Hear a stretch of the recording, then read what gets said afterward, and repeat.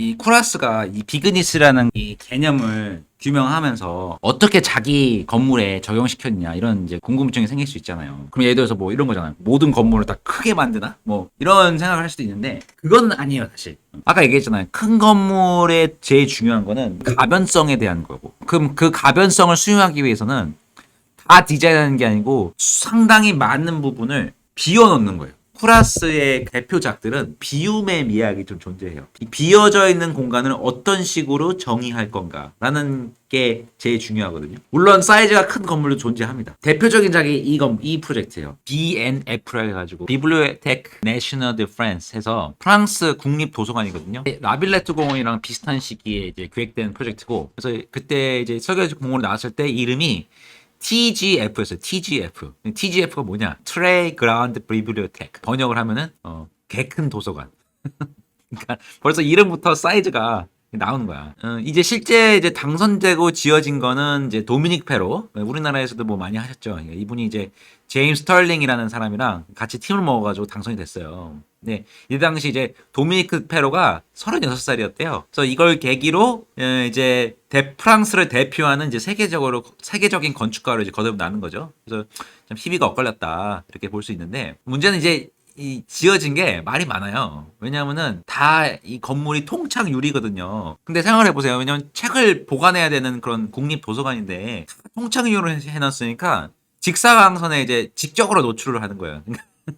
그러니까 이제 그런 문제가 있고, 두 번째는 이제 건물이 4개로 나눠져 가지고 이게 뭔가 이렇게 좀 보관의 입장에서는 좀 힘든 좀 그런 이제 여러 아쉬움이 존재하는 당선작이다라는 이제 얘기가 많습니다. OMA는 이제 당선은 안 되고 2등이었어요. 그래서 얘가 이제 비록 지어지진 않았지만 굉장히 획기적인 아이디어를 냈고, 그리고 지금까지도 거론되고 있고, 그리고 훗날 OMA의 다른 프로젝트에서 이런 개념들이 나오고 있어요. 그래서 이거는 큐브 형태의 건물이에요. 보면 이제 페로랑 다르잖아요. 나눠져 있는 그 페로의 건물. 하나의 덩어리로 이렇게 존재하고 있고, 비그니스에서 말했던 그 큰 건물은 통일된 덩어리라는 그 개념이 잘 반영된 건물입니다. 그래서 바깥에도 이제 이것이 하나의 이제 통일된 파사드로 이제 존재를 하고 있어요. 자, 근데 봐봐요. 이게 국립도서관이잖아요. 그럼 얼마나 이게 중요한 건물이야. 사실 되게 상징성도 있고 공적 의도가 분명한 건물이잖아. 그러니까 막 페로도 막 이렇게 그 내등분으로 해가지고 건물을 이렇게 짓고, 그리고 막 포디엄도 이렇게 크게 있고 막 이렇게 굉장히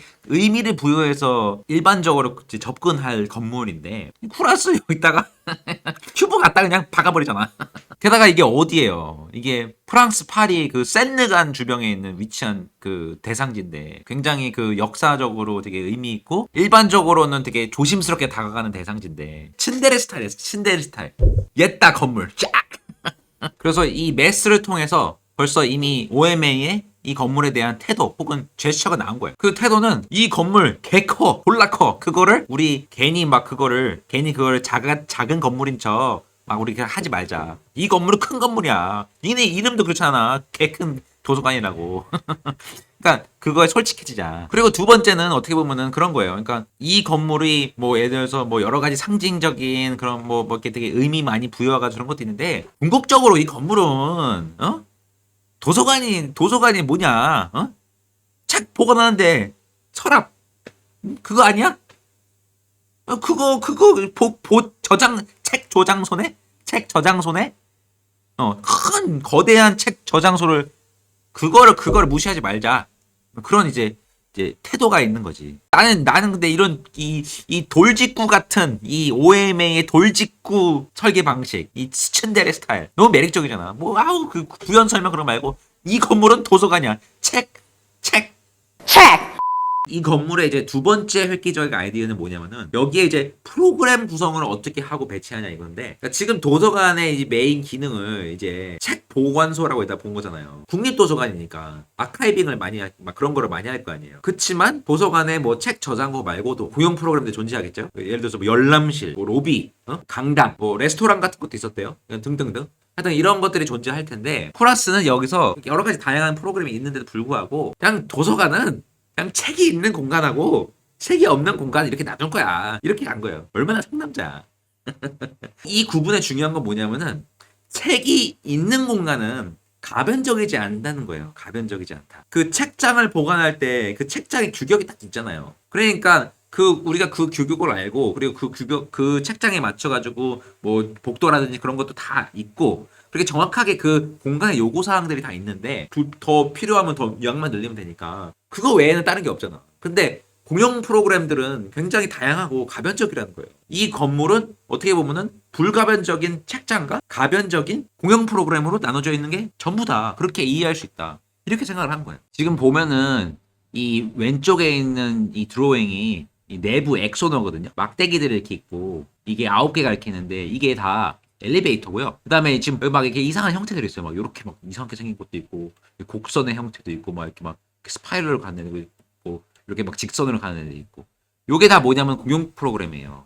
근데 이게 진짜로 저렇게 이렇게 형태로 존재를 하는 게 아니고 건물을 파낸 이제 음각 형태의 이제 보이드거든요. 근데 이게 뭐야 이게 왜 이렇게 돼 있지? 좀 이해가 조금 어려울 수도 있는데 지금 요 다이어그램을 보면은 좀 더 이해가 쉬울 거예요. 지금 이 왼쪽에 이 섹션 다이어그램을 보면은 층들이 이렇게 촘촘히 이렇게 가로로 이렇게 존재하고 있고 층을 파낸 부분에 이렇게 보이드 공간들이 이렇게 존재하잖아요. 이렇게 공원 프로그램을 만들겠다는 거예요. 쿠라스의 아이디어는 만약에 불가변적인 재미없는 그냥 책장층 있잖아요. 그것들이 이렇게 촘촘히 있으면은 그것을 그냥 파내면은 거기가 공용 프로그램이 된다는 거예요. 만약에 저런 입체적인 형태를 실제로 만들려면은 구조적으로 복잡하다 이거야. 사 하디드 봐봐. 맨날 그 이상한 거 만들어가지고 맨날 골머리 쓰잖아. 그러니까 나는 그렇게 안 하겠다. 굳이 그러지 말고 차라리 만약에 어차피 저렇게 지금 이 건물에 거대한 메인으로 들어가는 그 프로그램이 있고 그리고 게다가 심지어 그 프로그램 그냥 이렇게 층에다가 이렇게 만들어가지고 구조 다 들어가 있고 그게 존재하면은 그 구조에 내가 기대서 굳이 내가 형태를 진짜로 이렇게 안 만들도록 이제 보이드를 파내면은 그 보이드가 읽히니까 그럼 그것이 이제 우리의 이제 그런 입체적인 형태가 되고 그것이 공용 프로그램을 쓰면 되지 않냐 이런 거예요. 왜냐면 여기 다 구조가 있잖아. 여기 구조가 있는데 못하러 내가 여기에 대해서 새로 뭘 만들어. 여기 다 구조 있잖아요. 이게 다 구조랑 이게 다 잡아준다는 거야. 그리고 여기 솔직히 말해서 여기에 벽이 없어도 이 바닥이 끝나는 지점으로 우리가 대략 이 보이드의 형태를 유출할 수 있잖아요. 그래서 지금 보면 요게 평면인데 지금 보면은 그냥 다 책이야. 다 책인데 거기서 이렇게 요만큼 이렇게 뺀 거야. 보이드를. 여기는 이런 식으로 뺀 거고.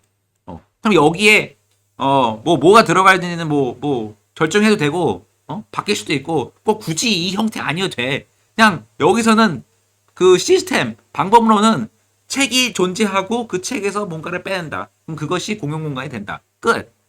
얼마나 명쾌해. 근데 이게 솔직히 얼마나 병맛이야.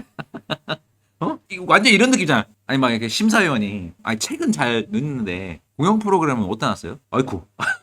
야, 빨리 몇 개 좀 파봐. 이런 느낌이잖아. 근데 이거 자체가 되게 재밌다는 거예요. 왜냐면은 일반적으로 우리가 공용 프로그램 같은 거 있으면 그걸 막 되게 메인으로 하고 막 되게 막 로비 멋있어야 되고 막 이런 식으로 하는데 여기 그게 아니라는 거예요.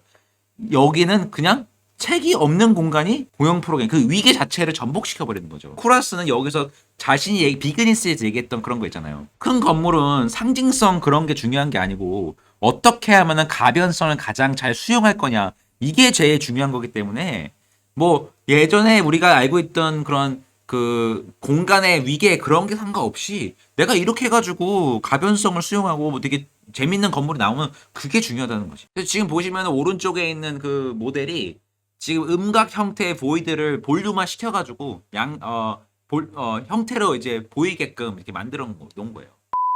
프랑스 거대 도서관에서 썼던 그 개념을 나중에 OMA가 훗날 시애틀 도서관을 설계할 때 이제 비슷한 개념으로 접근을 해요. 근데 프랑스 도서관 같은 경우에는 대부분의 건축가들이 당선작 포함 건물의 어떤 굉장히 중요한 의미, 가치, 뭐 어떤 상징성, 국립 프로젝트니까 뭐 이런 거를 이제 논하고 이런 거를 이제 디자인에 반영할 때 OMA는 거기서 아니야. 그냥 책 저장소야. 그냥 매스 그냥 크게 만들어. 거기다 공용공간 필요하면은 파내.